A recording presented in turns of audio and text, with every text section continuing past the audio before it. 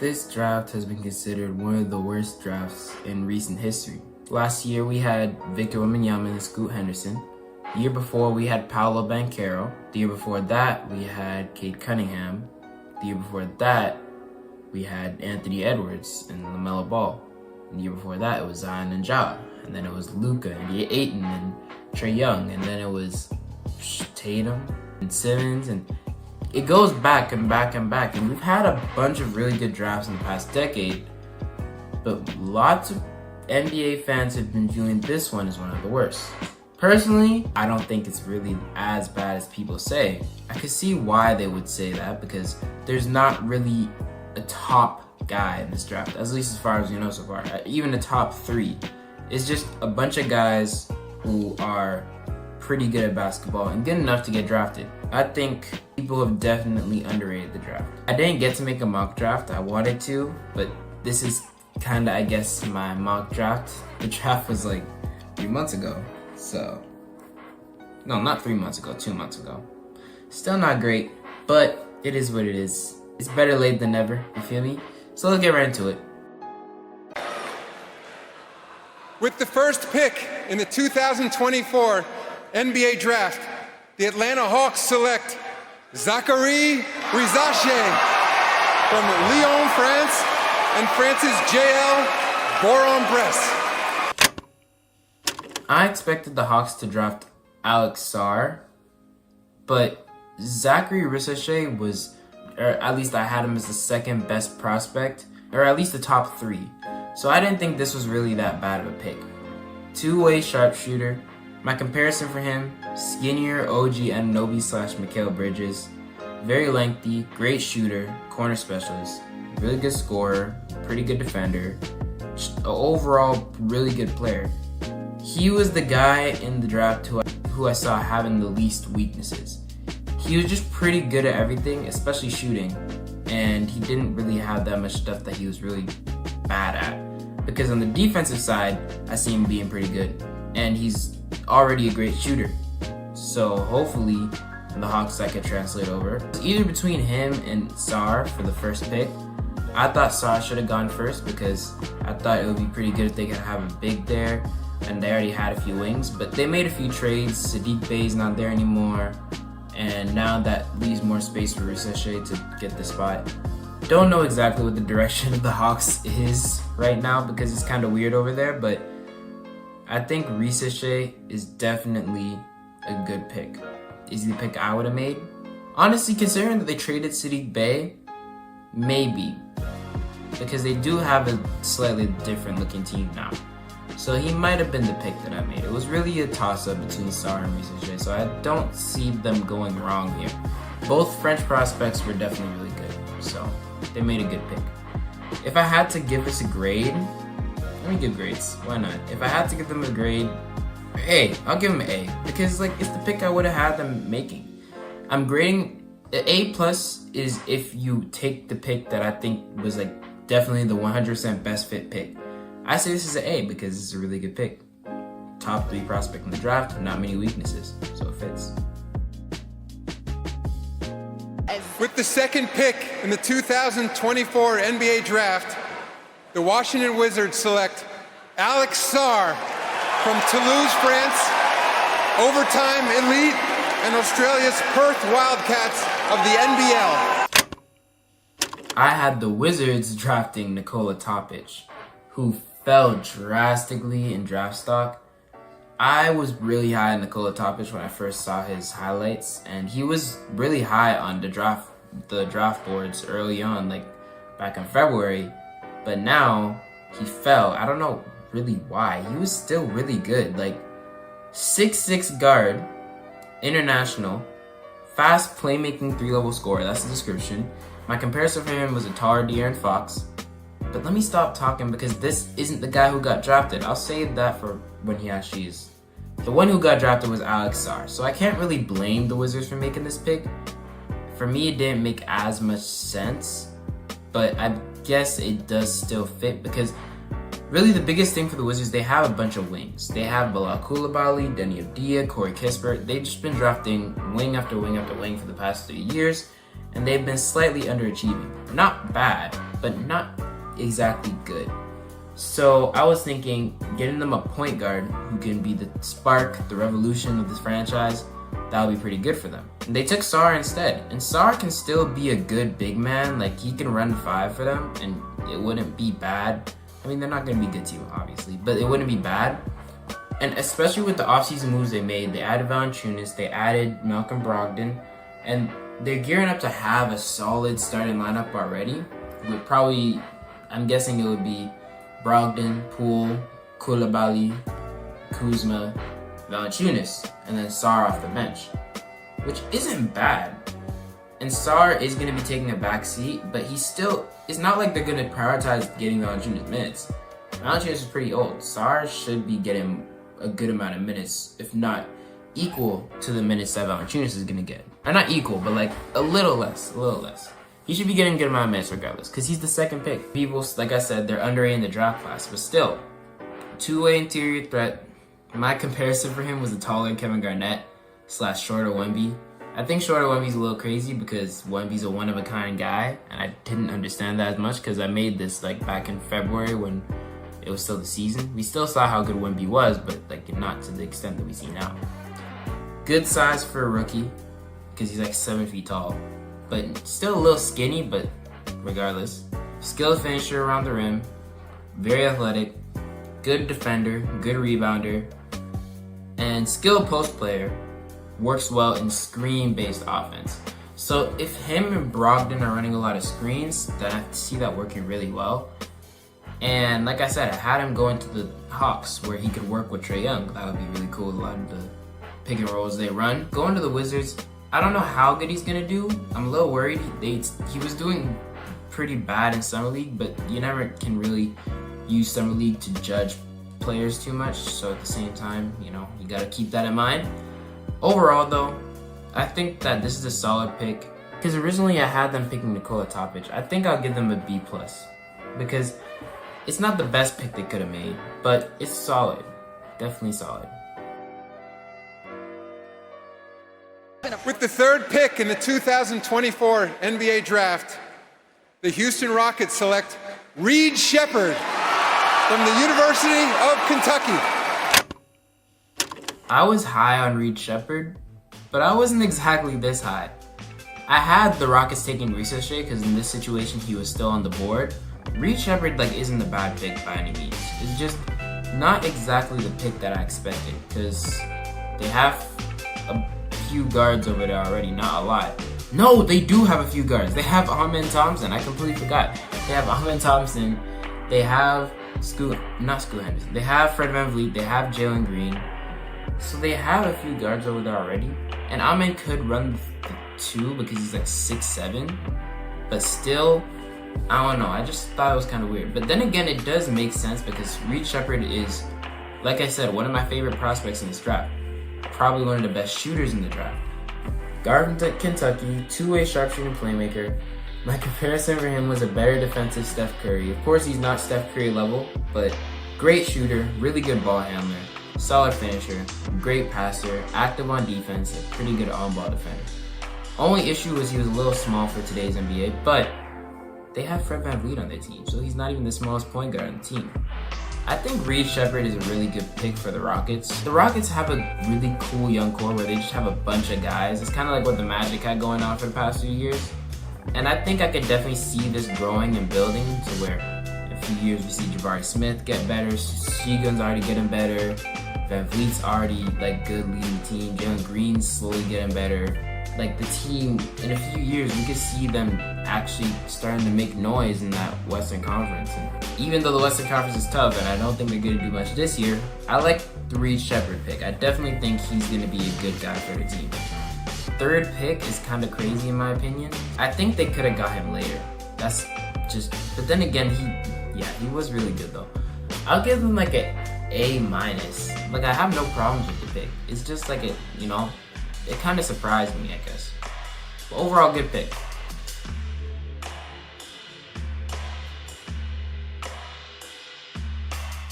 With the 4th pick in the 2024 NBA Draft, the San Antonio Spurs select Stephon Castle from the University of Connecticut.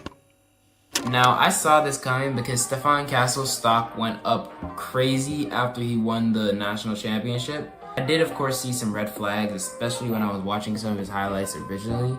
But I think San Antonio is the perfect place for Stephon Castle to develop his game.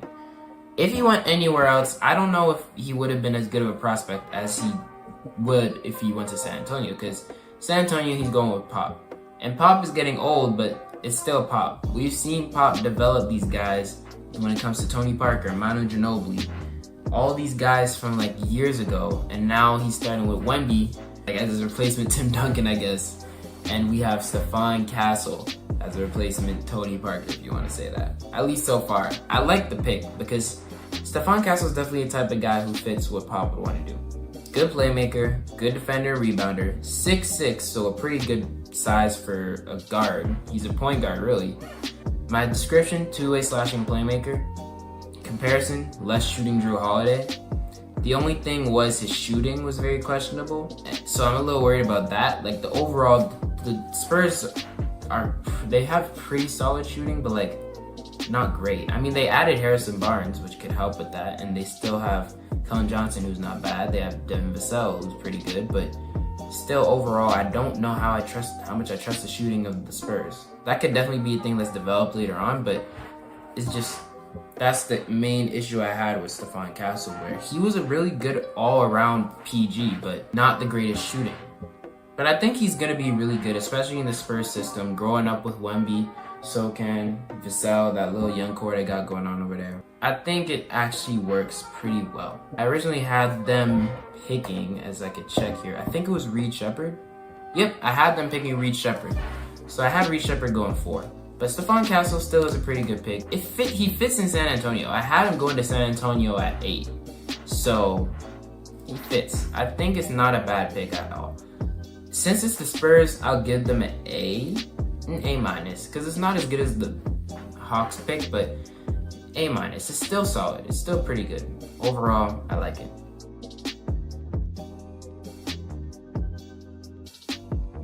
With the 5th pick in the 2024 NBA Draft, the Detroit Pistons select Ron Holland II from Dallas, Texas, and the NBA G League's team Ignite. The 5th pick for like the 4th year in a row, the Pistons took Ron Holland. See, Ron Holland, I had a lot of questions about, because he's a guy kind of like Cam Whitmore. Skilled slasher, but not much of a shooter. I had questions about him. I didn't have him going in the top, in the lottery. Cam Whitmore, skilled slasher, comparison to RJ Barrett / DeMar DeRozan. Very athletic, very fast, great finisher, decent ball handler. Not a great shooter, but okay shooter. And a pretty good, like, active hands on defense. I was worried because injuries, G League prospects haven't been great in the past. Shaky decision-making ability, not very efficient. So, and those, of course, are all things that can improve with time. But at the same time, I'm just kind of like, I had a lot of questions about him. I didn't have him going nowhere near this high. I had him as the 13th ranked prospect. I didn't have him getting drafted as high as 5. And I can see why he did, but at the same time, I don't know if it's exactly the best pick for them. I had them getting Cody Williams, who's definitely a more, I guess, I don't know, surefire prospect, where it's like, he's kind of like Ron Holland in skill set, except Ron Holland's obviously a lot more flashy. But at the same time, Cody Williams is just, it felt like he's more sure, like, I think he's going to be better. Like, I'm more sure that he can be a quality NBA player. Ron Holland has tons of potential, but I don't know if he's going to live up to that potential. Especially because the G League thing and just some of the stuff, just watching him, I don't know. I mean, he could prove me wrong, but yeah, overall, I'd give this pick right now, it might be a C+. I'm sorry, but it is what it is. I'm going to try and get through these faster, though, because I'm taking a lot of time to record this video, and I don't want it to be too long. With the 6th pick in the 2024 NBA Draft, the Charlotte Hornets select Tidjane Salaun from Cholet, France. Listen, Tidjane Salaun is one of my, honestly, I really liked him. He was a really good prospect. I liked Tidjane Salaun, but 6? I had them picking Rob Dillingham originally. because I thought that him and LaMelo could be a nice backcourt duo, because LaMelo's like 6'8", he could run the 2, Dillingham at the 1, and then they're like a flashy, very good, very skilled point guard duo. 6 for Tidjane Salaun. I mean, he's not bad by any means, but for the Hornets, I don't know if that's a good pick at all.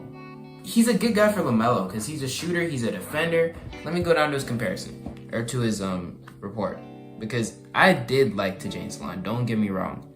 I liked him as a prospect. Two-way stretch forward, longer OG Anunoby, really good finisher, lengthy, fast, great shooter, solid defender. 6? I don't know. I mean, I guess we'll see. I think he could prove me wrong 100%. He could be a really good addition, like a side piece for LaMelo, but at the same time, dang, 6? I don't know. I guess we'll see, but I give that like a B minus, C plus, because they definitely could have got him later. And it's not like they had another pick. I would say if they traded down to get him and got like another pick for more value. But like still 6, I didn't think he would go this high. But sure, yeah. B minus. With the 7th pick in the 2024 NBA Draft, the Portland Trailblazers select Donovan Clingan from the University of Connecticut. Donovan Clingan was a guy I was very low on. And overall, I didn't like him as a prospect. Like, he's 7'2", and he's big. He's like unstoppable in the post. But in today's NBA, you don't want to live in the post. You don't want to get players that live in the post. There's guys around like Rudy Gobert, but even Rudy Gobert has improved his perimeter skills to an extent. There's still Valanciunas, but Valanciunas can shoot at least a little bit. Like, each player that has a dominant post game and stays in the post most of the time has adjusted at least a little bit to playing on the perimeter. And now you have Donovan Clingan, and Donovan Clingan, I'm sure he could be a great player, but for today's NBA, I just don't know how sure I was about him, because watching his highlights in college, I was like, I don't know. And this might just be a personal thing for me, because I had both him and Edie going a lot later than they actually went. I had them taking Dalton Connect originally, but they didn't. And Connect got picked way later by the Lakers. It didn't make much sense to me because they already have Ayton, they already have Robert Williams, and they still have those two on the team. And how are they gonna fit Clingan into that rotation with Robert Williams and DeAndre Ayton, two bigs who can't really shoot? I mean, Ayton maybe, but can't really, like, they shouldn't be running a 4. Is it a D? It might be a D. It might be a D. I think I'm gonna give this a D. The Blazers picking Clingan, I don't like it. D. Connect would have been perfect because they needed a wing. Even Tidjane Salaun, honestly, would have been a better pick than this because they needed a wing. Tidjane Salaun, Connect, Cody Williams. There was tons of guys on the board that I would have rather had them take over Clingan, but yeah, sure. D. D for Donovan. With the 8th pick in the 2024 NBA Draft, the San Antonio Spurs select Rob Dillingham from the University of Kentucky.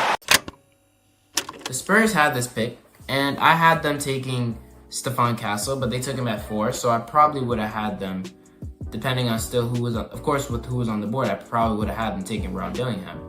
But they ended up trading him to the Timberwolves, and I love that trade for the Timberwolves. They got Rob Dillingham. The Spurs get 2031 first round pick and 2030 pick swap. Timberwolves won that 100%. Like, the Spurs traded an 8th pick for like a pick swap and a first round for 2 first round picks far in the future. Like, what? I guess if I had to give trade grades, I'd give like the Spurs, I think 2 first round picks isn't horrible, but the Spurs get like a B and the Timberwolves get an A+, because Rob Dillingham's definitely like one of my favorite prospects in this entire draft. Timberwolves with this pick, I might as well say A+, because they just traded way 2 first round picks, but they don't really need, because they're gonna be good. They have Anthony Edwards in their team. That's Timberwolves A+, Spurs B, because this is a trade more than a pick. With the 9th pick in the 2024 NBA Draft, the Memphis Grizzlies select Zach Edey from Toronto and Purdue University. With the 9th pick, I had the Grizzlies taking Filipowski. Instead, they ended up taking Zach Edey, the other big guy. And honestly, this is one pick I don't actually hate, because I had them taking a big man in the first place. I just thought that Filipowski was like more fitting for today's NBA, but I think that Edey is a guy where he's kind of like Jokic. Klingon was like Mark Eaton, Andrew Bogut, and Rob Dillingham was Damian Lillard, because he's like one of my favorite prospects. I don't understand how much of a Rob Dillingham fan I became from watching his highlights. My comparison for him was Jonas Valanciunas. I don't think he should have went this high, but at the same time, I don't blame the Memphis Grizzlies for making this pick. This is honestly not bad. Like, he's huge, dominant post scorer, defensive anchor down low, to make the right pass when doubled. Like, he could definitely be a good guy. Jad trying to dunk on him in practice is what I imagine. But yeah, him and Jaren in the front court. I mean, they're not going to start him, obviously. I don't know who they're going to start. Definitely adds size to a team that doesn't have a lot of that. So overall, I think it's a great pick. Not amazing, not the best pick they could have made, but not bad by any means. So I say I'll give him like a B+. A B+ is sufficient. I had Zach Edey definitely going a lot later because he was kind of a similar thing with Donovan Clingan, but at the same time, I think Edey's size is more dominant, and at the same time, he's more adjusted to today's NBA. So although Clingan's defense is much better than Edey's, the Grizzlies were already one of the best defenses, and like, it's just their offense sucked. So I think that Edey is a great pick for the Grizzlies. I'll give him a B+. Or a B. I'll give him a B. I'm going to try and go quickly for the rest of the picks. For the 10th pick, the Jazz got Cody Williams. Don't hate this at all. I had Cody Williams going 5, so the fact that they got him at 10 is impressive. I originally did have them taking Isaiah Collier, who was another draft prospect that I really liked, but Cody Williams is not bad by any means. Yeah, Isaiah Collier is a great player. He got picked way later, and I can't remember who he got picked by. It might have been the Jazz. It was the Jazz. So the Jazz still got Isaiah Collier, which is like really good.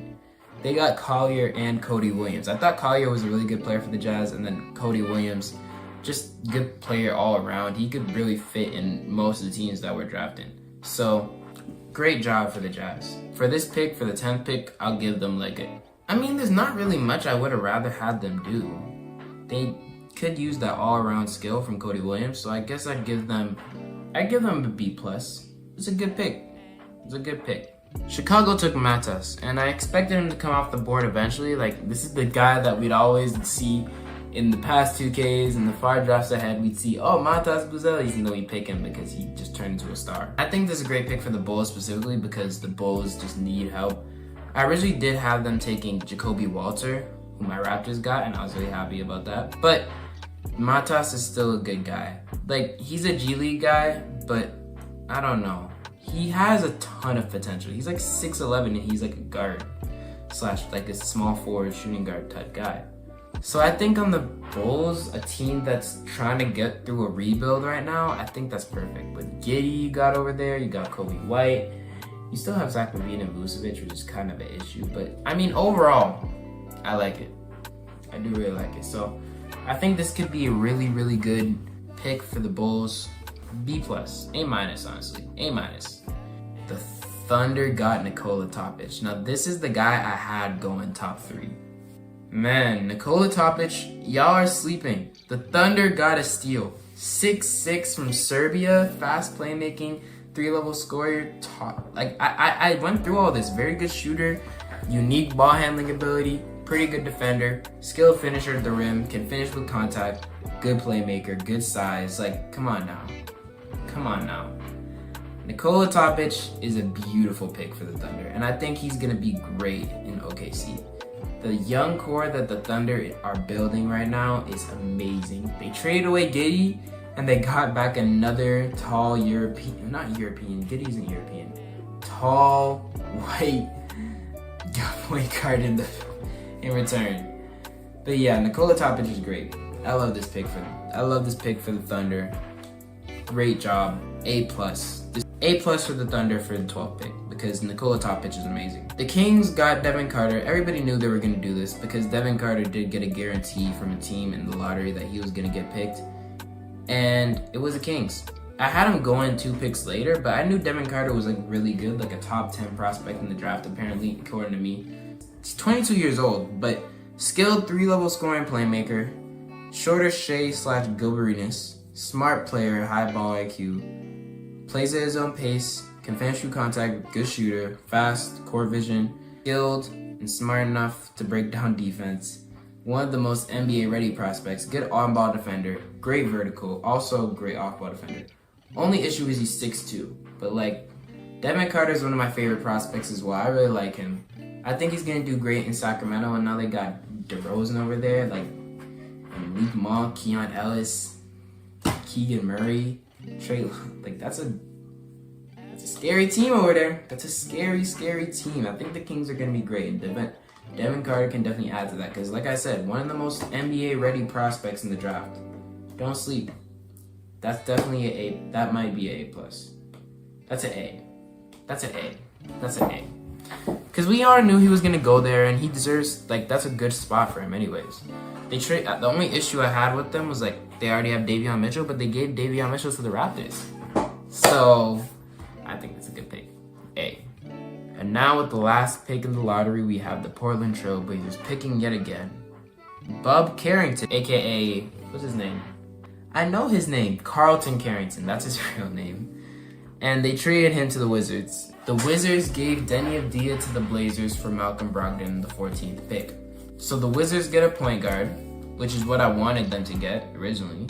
And like they got 2 point guards really because they got Brogdon and the Carringtons, which is actually really good. And they traded away one of their wings, which they had too much of anyways. So pretty, honestly, I really like this trade for the Wizards. Wizards, I'll say it's an A, because they definitely got back value. And the Blazers, they needed a wing as well. So honestly, this is an A on both sides. A- for the Blazers because they are giving up a lot, but they didn't need Brogdon anyways. It's basically just the 14th pick for Deni Avdija because they don't have much use for Brogdon. So I think this is an A for the Wizards, A- for the Blazers. Great trade. The Wizards, I guess, for this pick get an A, and for the pick for the Blazers, they get an A- because they used it and Malcolm Brogdon to get back Deni Avdija, which is a pretty good trade considering they have Scoot, they have Sharp, Simons, Ayton. It's a bunch of role players. Not a bad team, but not a great team in the West. So, but still, overall, good. Good for the Blazers. Good job. And that's all for the lottery. I'm not going to break down every single pick that happened, but I will go over some steals. Actually, first of all, Jared McCain going to the Sixers was a pick that I expected 100%. Like, that was I think that was a good pick. Dalton Connect to the Lakers is a steal. Dalton Connect can hoop. He can shoot. He's one of the most NBA-ready prospects. And the Lakers are a team that's trying to win now. They got 2 white boys who can shoot over there now. So I think that's really good for the Lakers. I definitely, if I could, I would give them an A+ for that. But I probably should give them an A. A or A+. It's like an in-between there. It's like a 95 if you have to do grading. Anyways, the Raptors getting Jacoby Walter at 19 is so beautiful, especially because I'm a Raptors fan. And Jacoby Walter was a guy who I had going like top 10, and he was like the top 6 prospect in the draft in my opinion. Jacoby Walter is really like that. So I'm very happy that the Raptors were able to draft them. A+ for that pick. Maybe A because of the fit, because they already have Quickly and they had Trent, but they let him go in free agency. So honestly, A+. A+. They're in a rebuilding stage. They don't need to, A+. Jacoby Walter's a W Mavs. The Magic was Tristan Da Silva. He's one of the more NBA-ready prospects. I see that again. That's like a really good pick at 18 especially. So I'd say that's a solid A-. I'm not grading every pick, like I said, but the ones that I see that are important, I'll grade them. The Cavs' Jalen Tyson is definitely an interesting pick. I don't really know how much I agree with that, but I like the picks for the Pelicans and the Suns with Missy and Daron Holmes, except the Suns traded that pick to the Nuggets, so the Nuggets get Daron Holmes. Daron Holmes was a guy I was really high on, watching some of his highlights. He was really good. him going to the Nuggets with Jokic, that does help them out a bit, but the Nuggets did lose a lot, and they have lost a lot in the past few years, so I don't know how good they're going to be, but we'll see. Darren Holmes is still a really good guy, though. Overall, most of the mid-20 to late-20 picks were like whatever. I definitely think that the Suns getting Ryan Dunn through trade, because they traded Darren Holmes for Ryan Dunn. Those are both two really good prospects. I think that the Suns getting Ryan Dunn, though, is really good because he's a great defensive guy, and they already have a bunch of offensive guys over there, especially the big three. But Ryan Dunn, there to add that defense, like the best defensive prospect in the draft, I think that's a really good pick, a really good trade for them. So I'd probably give them like an A- for that. That's really good. Because they did have to give up Darren Holmes, which is really good. But at the same time, they got back Ryan Dunn, who does fit their needs a lot more. Like I said before, the Jazz getting Isaiah Collier is an absolute steal, so I definitely give that an A+. Like, he's really good. At least I think he's really good. I'm really high on him, so we'll see. And when it comes to the second round, I didn't see much that really stood out to me, except for Kyle Filipowski and Tyler Kolek going 32 and 34. The Jazz got Filipowski, which honestly, if I had to pick a team that won the draft, it would be the Jazz. Because getting Cody Williams, Collier, and Filipowski in the same draft is nasty. The Blazers getting Tyler Kolek, I think, is really good too. Or the Knicks really getting him because they got him through trade. And he's another one of those NBA-ready guys who can come in and help a team right now. And going to the Knicks, I think that's a pretty good trade. Especially with the team with a lot of injuries on average. It's definitely a good trade. I think people are underrating this draft. Well, another thing is the Knicks also got Kevin McCullough, who went 56, who is another one of my favorite NBA-ready guys. I think he's actually really good. I went this whole video without talking about Bronny, but people talked about Bronny enough. So, overall, great draft. I think most teams made the right decisions, and the teams that did draft late. If I had to say the winners of the draft, let me pick three. I'll pick three winners. The three winners, I would say, are the Jazz. It could be the Raptors, it could be the Thunder, any of those guys who got any of those teams who got guys who I thought should have gone 10 picks earlier. Who lost? I don't think anybody, well, the Blazers, they did get Denny Avdia, which is not bad. So I don't want to say they lost. There's some teams that won more than others, but overall, I guess the Blazers, but that's about it. It was a great draft. Of course, people say, oh, this is one of the worst drafts. Even Trey Young said this draft is role players, but we have to wait and see until they prove us right or wrong in the season. And not even just this season, throughout their whole careers, because they need time. They'll have lots of time. And of course, the odds will be against them. But I think this draft class has ended up pretty good. Out of my favorite prospects, there's definitely Jacoby Walter, Rob Dillingham, Nikola Topic, Isaiah Collier, all those guys. But I'm just happy to see these guys grow. And I'm ready to see these guys grow. I'm excited. We'll see how it goes. Who's my rookie of the year right now? We shall see. For now, that's it. I don't have much else to talk about. I'll see y'all. Have a nice day. And this video might have been really long. I've been recording for 40 minutes. I hope it's not 40 minutes. But thank you. Subscribe. More videos on the way.